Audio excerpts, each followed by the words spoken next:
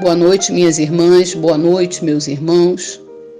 Vamos nos preparar para mais uma reunião de estudos doutrinários do Centro Espírita Isaac Lima. Sejam todos muito bem-vindos. Que a paz de Jesus esteja presente em nossos corações.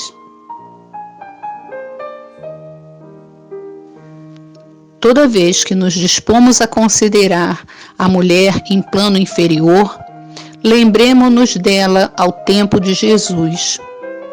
Tocadas pelo verbo renovador do Divino Mestre, ninguém respondeu com tanta lealdade e veemência aos apelos celestiais. Atraídas pelo amor puro, conduziam à presença do Senhor os aflitos e os mutilados, os doentes e as crianças. E embora não lhe entregassem o círculo apostólico, foram elas as únicas demonstrações de solidariedade espontânea que o visitaram desassombradamente sob a cruz do martírio, quando os próprios discípulos debandavam. A mulher ante o Cristo, pelo Espírito Emmanuel, Francisco Cândido Xavier. Mar da Vida, de Alan Filho, Sérgio Paulo, Carlos Alessandro.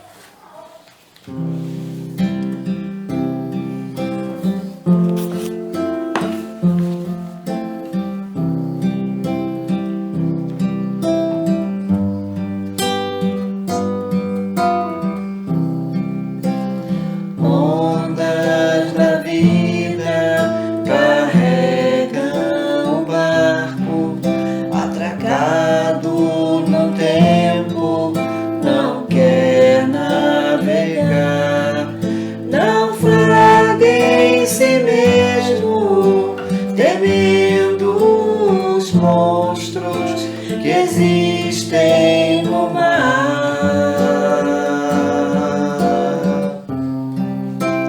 O monstro da morte consegue sozinho fazer com que barcos prefiram parar. Mas monstros não existem sequer nas mentiras contadas no mar. Vá, enfrenta as tormentas do além-mar. Isso as velas da coragem pra lutar e além, estrelas do bem vão te guiar. Vá, que o Cristo seja a luz em teu vogar, que o risco não te impeça de tentar ganhar o mar com instrumento que se chama amor.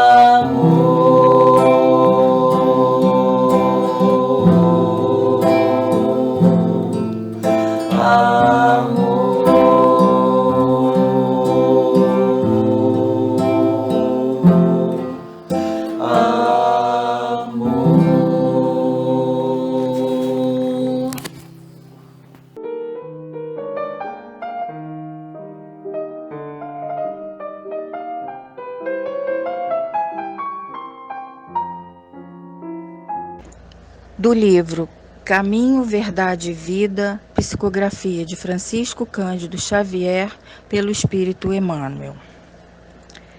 Ídolos. Que vos abstenhais das coisas sacrificadas aos ídolos. Atos, capítulo 15, versículo 29. Os ambientes religiosos não perceberam ainda toda a extensão do conceito de idolatria.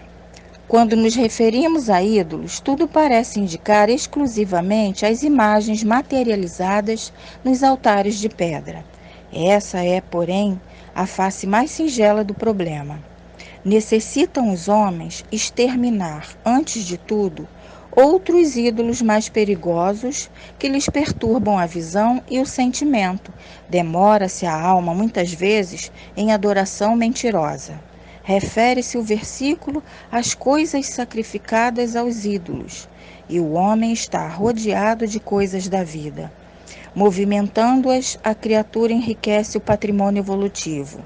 É necessário, no entanto, diferenciar as que se encontram consagradas a Deus das sacrificadas aos ídolos. A ambição de alcançar os valores espirituais, de acordo com Jesus, chama-se virtude. O propósito de atingir vantagens transitórias no campo carnal, no plano da inquietação injusta, chama-se insensatez. Os primeiros lugares que o Mestre nos recomendou, evitemos, representa ídolos igualmente. Não consagrar, portanto, as coisas da vida e da alma ao culto do imediatismo terrestre é escapar de grosseira posição adorativa. Quando te encontres, pois, preocupado com os insucessos e desgostos no círculo individual, não ouvides que o Cristo, aceitando a cruz, ensinou-nos o recurso de eliminar a idolatria mantida em nosso caminho por nós mesmos. Muita paz a todos.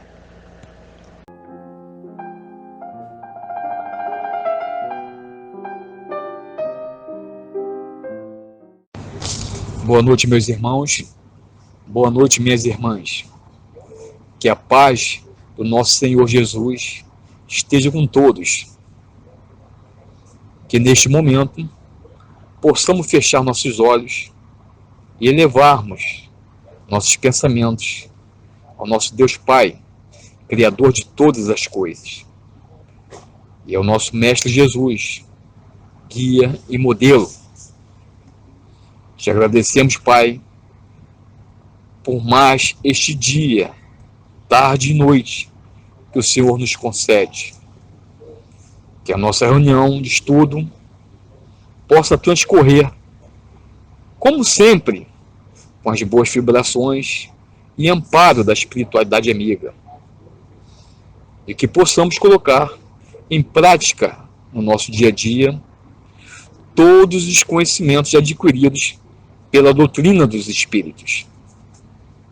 Dá-nos força e coragem, Pai, para suportarmos as adversidades e que possamos reconhecer o seu amor, não só nos momentos alegres, mas também nos tristes dessa nossa caminhada, e que assim seja.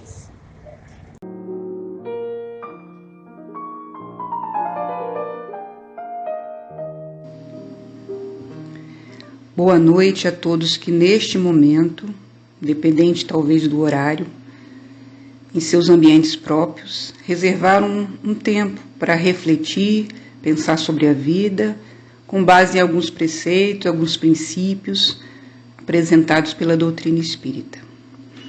E no momento, nessa noite, agora, vamos refletir sobre o capítulo 13 de A Gênese, mais sobre os itens 15 a 17, cujo título é Faz Deus Milagres?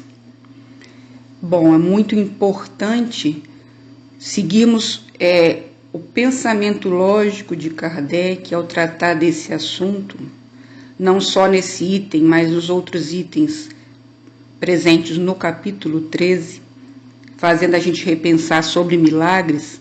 É preciso entender, ao responder essa pergunta, faz Deus milagres, a gente precisa entender o que é milagre, ou pelo menos as concepções que se tem de milagre, e também de Deus. Não tem como a gente responder isso sem analisar essas duas premissas, o que é milagre, o que é Deus. Que o Espiritismo não diz quem é Deus, diz o que é Deus.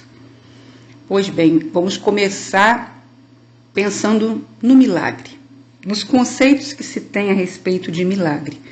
E aí não só nesse item, como nos outros itens deste capítulo da Gênese, repito, capítulo 13, mas hoje trataremos dos itens 15 a 17, Kardec vai levantando a questão do que é milagre e traz para a gente 3 tipos de conceitos e ideias que envolvem o milagre. Uma ideia é o etimológico, que diz respeito à origem da palavra. Uma outra ideia é o que é comum, o que é do senso comum da grande maioria das pessoas entende por milagre. E uma terceira concepção, uma terceira ideia, é a ideia do conceito teológico de milagre. Bom, a princípio o etimológico diz respeito à origem das palavras e a maioria das nossas palavras da língua portuguesa provém do latim ou do grego, porém, indo lá na origem, parece que significa, cujo pronúncia é mirare, a origem da palavra milagre, tem o sentido de admirável, surpreendente, extraordinário. Isso diz respeito ao sentido etimológico vinculado à origem da palavra milagre, ao seu radical e de onde ela provém. O sentido comum da grande maioria das pessoas diz respeito ao que é sobrenatural, extranatural, o que está fora das leis da natureza. Esse é o que é muito mais comum e você encontra muito mais presente na maioria das pessoas. Tudo que excede ao que é natural, que está presente na natureza, ao que é compreendido como mecanismo natural, que foge a isso, é considerado milagre. E no sentido teológico, ao longo de todo o processo do homem compreendendo Deus, delimitando Deus, entendendo a ação divina, diz que milagre nesse conceito é a derrogação, ou melhor dizendo, a eliminação, a anulação das leis divinas, as leis da natureza presentes no comando, na ordem da natureza, que Deus derrogaria essas leis para demonstrar o seu poder. Então, ao agir de forma a provocar um fenômeno que não está dentro das leis naturais, Deus está demonstrando o seu poder, fazendo um milagre. Então, a partir desses 3 conceitos, vamos agora pensar um pouco, que é como Kardec vai analisando nesses itens. Quando ele diz Deus, se está falando de Deus, nós temos que pensar no sentido teológico primeiro. Então, no sentido teológico, a derrogação das leis divinas, Deus provando o seu poder, faz os milagres, nós vamos compreendendo Deus de que maneira a sua essência, a sua verdadeira natureza, ainda é difícil para nós na condição evolutiva da qual nós estamos. Penetrar a essência divina, sua verdadeira natureza, ainda não é possível. Porém, analisando a criação, a criatura e a criação, e aí entra o homem e tudo que é material, é possível estabelecer alguns atributos, algumas características de coisas que ele pode ser e o que ele não pode ser, com base na observação da sua obra. Assim como nós, ao observarmos a obra de um artista, é possível ter conhecimento um pouco desse artista, ou das qualidades dele, com base na análise da sua obra. Assim mesmo é Deus, analisando a obra divina, é possível conceber qualidades, não propriamente sua essência e sua natureza, mas a sua qualidade. Por isso, o Espiritismo, os Espíritos nos dão a definição de Deus como inteligência suprema. Inteligência é um atributo. Então a gente compreende Deus, ou pelo menos tenta entendê-lo, dentro da nossa condição por meio de suas qualidades, seus atributos. E analisando justamente a sua obra, chegou-se a alguns atributos que são possíveis de ser verificado lá no item 13 do Livro dos Espíritos. Diz que Deus possui que atributos? A partir do momento em que pensamos em Deus e que acreditamos que Ele exista. Então, quais atributos são esses? Eterno, imutável, imaterial, único, onipotente, soberanamente justo e bom, perfeito. Inteligência como sendo o seu atributo essencial, ou que, de alguma forma, o denomina. Mas outras qualidades que são patentes na sua criação, não poderia deixar de ser. Eterno, imutável, imaterial, único, onipotente, soberanamente justo e bom, perfeito. Pois bem, se acreditamos em Deus e se observamos que Ele possui determinadas qualidades, se não o possuísse, não poderia ser Deus, a questão é, Deus, sendo inteligente, faria coisas inúteis? Ou seja, criaria leis para depois anulá-las, aboli-las, a seu bel prazer só para mostrar que tem poder? Isso seria algo inútil e não demonstraria uma inteligência, criar algo inútil, criar leis para derrogá-las. E a lei justamente existe para criar uma estabilidade, e aí vem as suas características de ser imutável, então suas leis são imutáveis. Não pode ser derrogadas assim, indistintamente ou desnecessariamente. E por ser inteligente não faria algo de inútil. Para testar o seu poder, provocar fenômenos milagrosos, extranaturais, para provar que ele tem o poder. E aí Kardec apresenta um exemplo bem interessante, né? Um mecânico que cria a sua máquina, o seu equipamento, o seu utensílio, seja qual for o mecânico. Ele prova sua grande habilidade destruindo e desmontando a máquina. É assim que ele mostra que ele é um bom mecânico. A sua grande habilidade? Não, a sua grande habilidade é demonstrada justamente na regularidade, na precisão daquela máquina que ele constrói, no movimento, na utilidade, na grande engenhosidade daquele equipamento, não na destruição dele. Então Deus também, não seria lógico, faria inutilmente algo para poder destruí-la, só para mostrar que tem poder. O poder em si está presente na própria natureza, que mostra providência e inteligência nas mínimas como nas grandes coisas. Grandes coisas, os movimentos dos astros, quanta precisão e organização existe ali. Na harmonia das leis, nos ciclos das energias da matéria, a cadeia alimentar é um ciclo de energia muito interessante. Quando alguma coisa se desequilibra, outra se sobressai, e o equilíbrio pode voltar dependendo da ordem da harmonia que essa lei, que essa cadeia se volte, o que se restabeleça. Enfim, observando a natureza é que vai se observar o seu poder, não na derrogação dela, na anulação. Fazer uma lei para derrogá-la não demonstra nem inteligência, nem utilidade.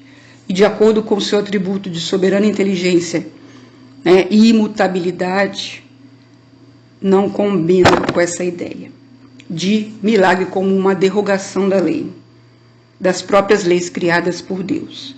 Uma outra ideia que vem nesse sentido teológico é que existe uma força antagônica, uma força demoníaca com poder igual ou superior para provocar determinados fenômenos, e aí não seria Deus, mas seria uma outra divindade do mal, criando milagres, efeitos sobrenaturais, para também demonstrar seu poder. Mas aí vem a questão do atributo de novo. Se Deus é Deus, se, de acordo com as características observadas na sua criação, Ele é único e é onipotente, não condiz com essa ideia de um outro ser com poder superior ou igual a dele, que então seriam esse ser um Deus. Então não existiria o Deus criador da criação. Além da questão dos atributos da bondade, que também não condiz com essa ideia de outro ser maligno com igualdade ou superioridade de poder a ele. E por último, analisando esse sentido teológico de milagre, por que Deus faria isso, provocaria milagres, não só agora a questão do poder, mas por que elegeria alguns e outros não. Algumas pessoas receberiam dons de cura ou de alguma forma se livrar da morte, e outras não teriam esse privilégio, ou pelo menos não seriam atendidas, somente algumas. Isso contradiz um outro atributo que é o da justiça, porque o milagre não é para todos, é só para alguns. Isso a gente observa na vida, algumas situações muito simples, às vezes uma simples queda dentro de casa pode causar o desencarne de alguém, e determinados acidentes que parecem grandiosos, algumas pessoas não têm o mesmo destino que outras, que com uma pequena queda desencarnam. Por que algumas seriam privilegiadas, favorecidas em detrimento de outras? Isso não condiz com um outro atributo, que é a justiça. Bom, analisando o milagre, então, nesse sentido teológico, não faz muito sentido um Deus injusto, que elege alguns e outros não para favorecer com milagres. Não dá a ideia de que ele seja necessário a Deus provar seu poder derrogando as leis, pelo contrário, com a própria engenhosidade do universo, dos seus mecanismos, das suas leis, é que ele demonstra sua superioridade e seu poder. Enfim, e um outro ser de igual poder ou superior não condiz com a ideia de Deus, de um Deus único e onipotente. E aí seriam dois deuses e aí não seria Deus. Se existem dois, não existiria Deus na concepção de onipotência.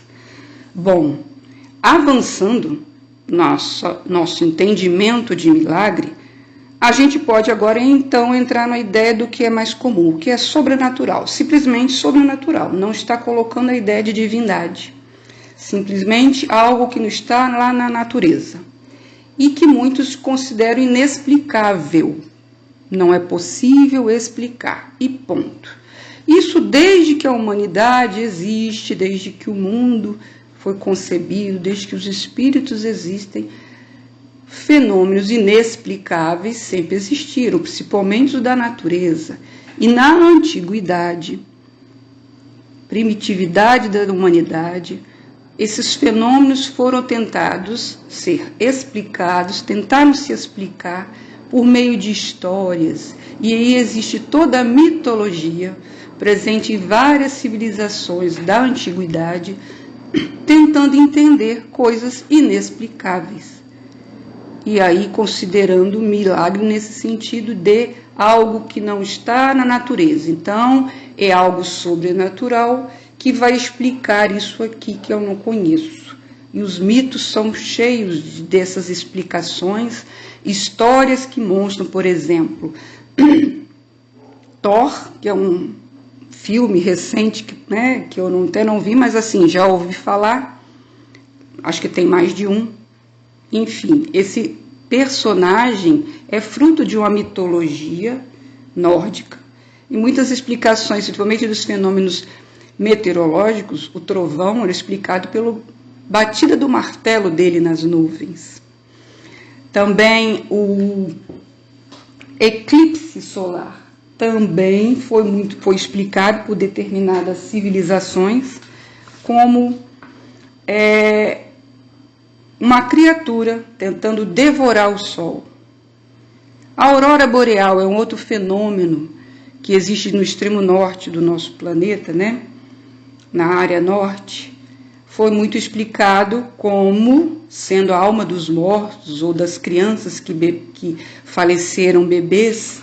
E aí, na verdade, a aurora boreal tem a ver com fenômenos do sol e do magnetismo, mas que para a antiguidade, explicando, tentando entender esses fenômenos, criou mitos e histórias envolvendo divindades, semideuses, com todas as suas características humanas, antropomórficas, tentando interferir na vida dos humanos e comandar. Então, essa ideia sempre de um comando sobrenatural envolvendo criaturas cheias de vontade. Isso explicou muito, por um tempo da antiguidade, muito dos fenômenos inexplicáveis. E na Idade Média, em que houve já um avanço do entendimento, do conhecimento, mas aí existia o quê? O interesse e a preocupação do clero e da nobreza de manter seus privilégios. Não era interesse que o homem começasse a adentrar, era interesse que mantivesse essas ideias mitológicas, só que agora no sentido de um Deus punitivo, que punia por meio da doença e que, portanto, para manter o seu domínio sobre as pessoas, era do interesse do clero e da nobreza dizer que muito do que acontecia era castigo divino. E que, portanto, aqueles castigados, os desviados, deviam se voltar para a igreja e aí fazer o que ela determinava e, portanto, manter o seu domínio. Mas ali o homem já buscava entender não só os fenômenos, mas da natureza e meteorológicos, mas também entender os fenômenos que aconteciam na vida e que interferiam nas doenças, na qualidade de vida das pessoas. Só que aí os interesses humanos, tanto que a gente observa na história, né? Galileu foi alijado, ficou numa espécie de prisão domiciliar, Giordano Bruno foi queimado, e toda a história apresenta todos aqueles que tentaram explicar, mas que foram alijados, foram mortos, ou que de alguma maneira desacreditados, por conta do interesse de alguns grupos. Então, mas acontece que, se Deus criou todo esse mecanismo, quer que o homem o conheça e descubra, a evolução de alguma forma vai proporcionar o avanço. Vai fazer com que a gente entenda, e Kardec coloca justamente nesse item da Gênese, que inexplicado, sim, inexplicável, não. Inexplicável dá uma ideia de algo que jamais será explicado, compreendido. Inexplicado já dá a ideia de algo momentâneo, algo que momentaneamente no momento que está se analisando aquele fenômeno, não é possível compreender. Ele é desconhecido, ele não é explicado, ele simplesmente é desconhecido.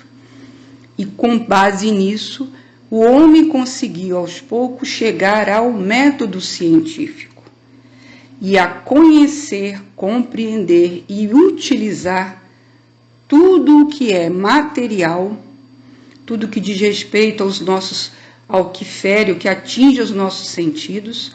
O homem conseguiu, por meio da ciência, conhecer e de alguma forma dominar, no sentido de se apropriar e de se utilizar na cura das doenças, na criação de mecanismos, engenhocas, equipamentos que facilitaram a nossa vida ao longo do tempo e até hoje, por meio justamente do emprego da inteligência, da experimentação, da análise do pensamento, evoluindo-se para a dedução e a indução, com o uso da matemática, de inúmeros cálculos, o homem foi se apropriando, conhecendo e entendendo esse desconhecido, esse inexplicado, não inexplicável, por meio dos seus próprios caminhos, das suas próprias potencialidades,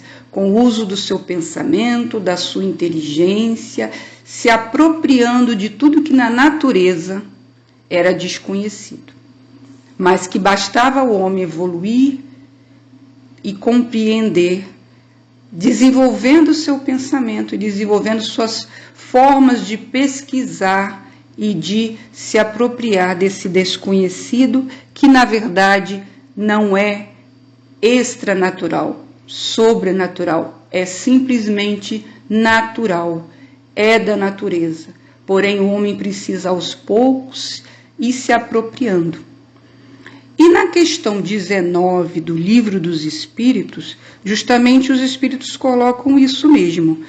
na pergunta de Kardec, quando ele diz: não pode o homem, pelas investigações científicas, penetrar alguns segredos da natureza? E os espíritos respondem: a ciência foi dada para isso, em todas as coisas. Ele, porém, não pode ultrapassar os limites que Deus expressou, Deus estabeleceu. Porque esse entendimento, esse conhecimento, esse domínio, vamos dizer assim, do que a natureza nos apresenta, foi gradual, precisou de tempo e o homem ainda não domina tudo. Nós estamos no século XXI e muito há desconhecido ainda. E o quanto a ciência ainda pode descobrir, o quanto o homem pode evoluir no entendimento dessa natureza divina, daquilo que é criado por Deus, porém, gradativamente, dependendo de alguns limites, dentro daquilo que é suportável, que podemos suportar, e daquilo que é favorável, que a gente viu ao longo da história, né?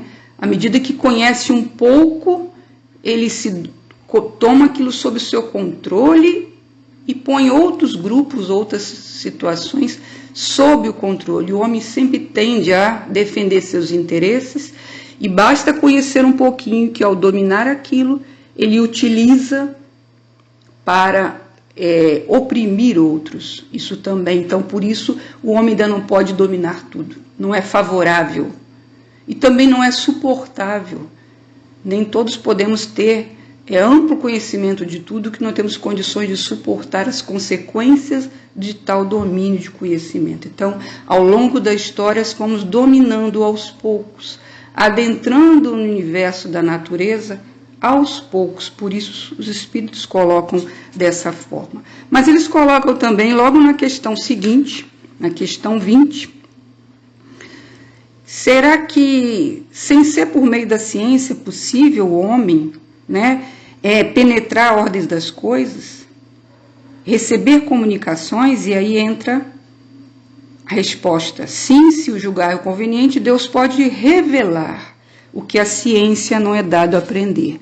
Porque, querendo ou não, a ciência ela tem um tempo maior para compreender, para dominar, para entender esse mecanismo da natureza. Então, Deus ampara o homem por meio de algumas revelações. A própria ciência é uma revelação, mas existem outras revelações que Deus se lança a mão de situações inusitadas e de pessoas, de espíritos mais evoluídos, trazendo algo novo, algo de surpreendente, vamos dizer assim, aí entra a questão do milagre, acerca do mundo. Isso é o amparo divino para fazer com que a humanidade avance um pouco mais rápido, o que a ciência leva tempo, né? Vede atualmente, a vacina levou 1 ano. Parece muito, mas isso é rápido em termos de ciência. Precisa de um tempo maior para se dominar, para se assegurar uma determinada conquista acerca da natureza, seja ela qual for. Então, Deus, por meio do seu amparo, apresenta reveladores, revelações que trazem ideias, e a história também está cheia de reveladores, mesmo que alguns tragam as suas mazelas, suas deficiências junto com essas revelações, porém, não deixam de ser o amparo divino junto ao esforço humano com a ciência para compreender a natureza. Então, por isso, a questão de Deus amparar através das revelações e favorecer que o homem, com todos os seus potenciais por meio da ciência, junto às revelações, vá caminhando e adentrando sobre o desconhecido, não o inexplicável, criando histórias muito infantis, mas que é preciso compreender as suas limitações. Existe algum campo que eu não domino, mas que é possível conhecer. Então veio a doutrina espírita como o amparo divino para entender um pouco o lado do espiritual que a ciência delegou para o sobrenatural. Afastou, não se envolveu, colocou o espiritual para o sobrenatural. Tanto que Kardec, nesse item, justamente diz isso: expulso do domínio da materialidade pela ciência, o maravilhoso se encastelou no da espiritualidade, onde encontrou seu refúgio. Ou seja, o homem, com a ciência, domina a matéria. Mas e o espiritual? O elemento do espírito, aquilo que de fato somos, as potências da alma. Isso ficou no sobrenatural e até hoje ainda muitos acreditam como algo, muitos fenômenos que são, na verdade, potências da alma, ou que pelo menos são do domínio da espiritualidade, são delegados ao sobrenatural. E o Espiritismo veio trazer isso. Com os espíritos, o elemento do amparo divino, junto com o esforço de Kardec, através de um método científico, diferente um pouco do método conhecido da materialidade, mas também científico, com a mesma finalidade de conhecer algo desconhecido, que é o espiritual, juntamente com o amparo divino, com as vozes dos espíritos sem corpo de carne, desencarnados, trazendo para nós uma realidade natural, uma força viva da natureza, que é o mundo espiritual. O mundo daqueles que estão sem o corpo de carne, sem o corpo material, mas que, porém, possuem corpo espiritual, de uma matéria quintessenciada, diferenciada, que explica o porquê muitas curas foram realizadas por Jesus, porque a mediunidade e a relação incessante da espiritualidade desencarnada com as criaturas encarnadas, os espíritos encarnados, trazendo toda uma gama de informações sobre o perispírito, os fluidos espirituais e a mediunidade, como esse intercâmbio entre o que é visível e invisível, apenas invisível, não inexistente e nem sobrenatural. E então, a gente conclui, indo para o caminhar final dessa conversa, que na verdade as pessoas sempre esperaram, né, algo mirabolante, maravilhoso, e sempre usaram essa explicação para aquilo que é desconhecido. No Antigo Testamento, Deus é colocado muito como alguém com esse extremo poder de criar coisas e de ser o Deus dos exércitos, de criar grandes situações em defesa daquele povo e situações mirabolantes. Jesus também foi indagado muitas vezes, e até pelos seus próprios discípulos, especialmente Tomé, por que não fazia grandes sinais? E ele ainda dizia, mas eu opero curas. E Deus, na sua grande natureza, e aí veio o conceito da raiz da palavra, como algo admirável, algo surpreendente, é a sua própria obra, que na verdade nós estamos tomando conhecimento e compreendendo ao longo de todas as nossas existências enquanto humanos, como elemento espiritual criado por Deus para agir na matéria, conhecendo-a, utilizando-a para facilitar suas vidas e superar suas dores, mas que não precisamos de coisas mirabolantes para acreditar que Deus existe. Ele simplesmente se mostra na sua obra, a obra que tem que ser estudada, analisada, e que dela faz parte o elemento espiritual, quem nós somos, com também grandes potências, grandes condições em que temos que lançar mão e, como diz aqui Kardec, aos poucos estamos penetrando esse domínio do que é espiritual no sentido do controle, do uso, da boa destinação que Jesus sabia utilizar, fazendo curas, auxiliando as pessoas, compreendendo o seu íntimo, e que para isso ele chegou a vir aqui sem ter necessidade para tal, se doando, demonstrando o maior milagre que é divino, que é o amor, que é a doação ao próximo. Esse é o maior milagre de Jesus, que ele chamava a atenção o tempo todo. E as pessoas com o Espiritismo também esperam milagres, situações sobrenaturais, até mesmo no meio do Espiritismo. sem entender que tudo tem seu propósito, seu momento apropriado, é consequências de atitudes passadas e atuais, e que nós somos espíritos com potencial vasto que ainda não sabemos dominar e controlar, mas estamos a caminho disso, à medida que desenvolvemos a razão, e isso está lá na questão 802 também, a razão e o sentimento, sobretudo o amor. Esse é o nosso processo atual de desconhecido que a doutrina espírita veio nos trazer, muitos elementos para se conhecer por meio da voz dos espíritos e da demonstração de que sobrenatural, na verdade, é algo que é somente desconhecido. E isso tem no âmbito espiritual que é possível nos adentrarmos. É possível à medida que a gente evolui em razão e em sentimento. E assim eu termino desejando uma boa noite a todos. Que fiquem todos em paz.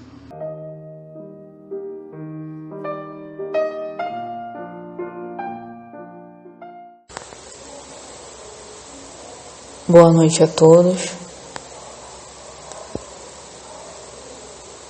Que possamos acalmar os nossos corações, fechar os nossos olhos e elevar o nosso pensamento a Deus. Senhor, quero agradecer pelo dia de hoje, por essa oportunidade. Muito obrigada por ter nos colocado onde nos colocou. Nessa noite, quero agradecer pelas dificuldades de nossas vidas, porque ela nos torna mais fortes. Mas peço, Senhor, que nos ensine a confiar na sua direção, no seu coração, quando acharmos que tudo está perdido. Nos ensina, Deus, a ver a beleza do seu querer quando essas dificuldades nos cegar. Que nunca esqueçamos do seu amor, Senhor. Que esse amor alcance todos os dias os nossos corações e esteja presente em todos os momentos de nossas vidas. Peço o seu amparo para os nossos familiares, para os nossos entes queridos, por todos aqueles que precisam do seu socorro. Cuide, Deus, de cada um de nós. Senhor, que a nossa percepção espiritual da vida seja ampliada, para que possamos ver a beleza do seu amor dentro do nosso propósito espiritual, do nosso propósito de vida. Que nunca nos esqueçamos do seu amor, que tanto ilumina o nosso espírito. Que cada um de nós possamos sentir o seu propósito em nossas vidas, com a certeza que todos chegaremos bem. Que assim seja.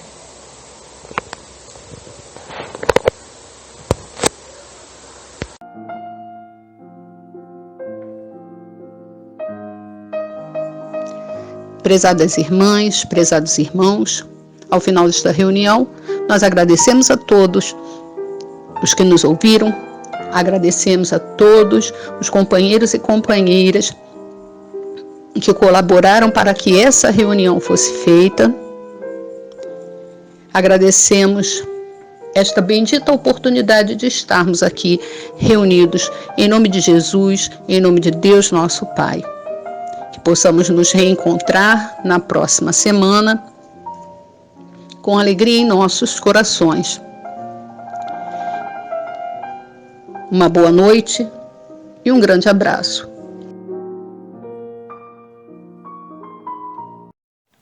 Alívio, de Gladstone e Tim.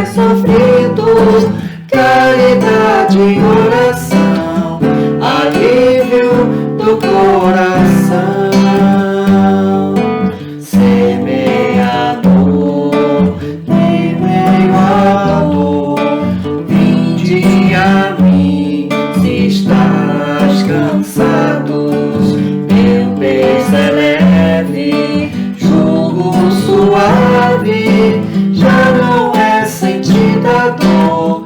Bendito Consolador, semeador,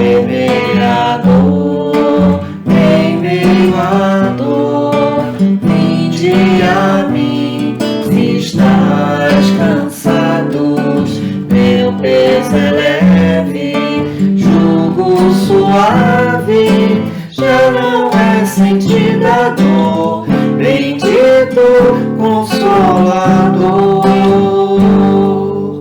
caminheiro no caminho, em busca da direção, da expulsão do paraíso, a terra da promissão, do suor do vosso rosto angariareis o pão, do estertor de vossos partos, uma nada evolução. Viver é crescer e crescer é sofrido, caridade e oração, alívio do coração. Semeador, em meio à dor, vinde a mim, se estás cansados, meu peso é leve, jugo suave, já não é sentida